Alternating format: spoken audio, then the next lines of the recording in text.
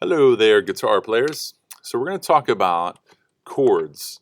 And chords are different from single line melodies because you don't play one string at a time. You play a lot of strings at one time. The first chord that I ever teach anybody who wants to play guitar is a chord known as E minor 7. E minor 7 is probably the easiest one. And what you do is you take your middle finger and place it in between the second and third fret on the A string. You have to be very careful that you're playing on the tip of your finger, because if not, you get this,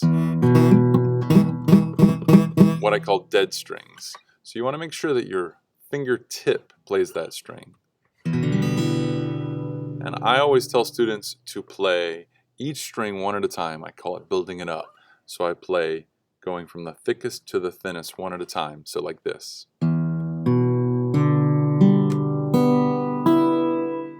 And they all rang out very clear, so that's a good chord. If I got something like this, I got a couple that don't sound quite right. So I want to fix what I need to and then try it again.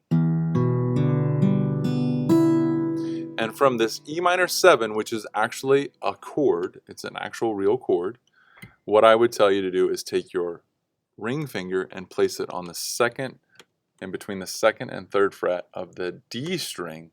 And now we get into E minor, which is a bona fide cowboy chord, open chord, and this is a really nice one. E minor, here it is.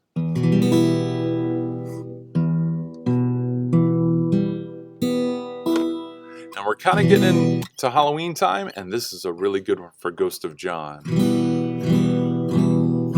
Have you seen the Ghost of John? So now you can play your first bona fide song while you play the guitar. And don't worry too much about the strumming pattern, it will come.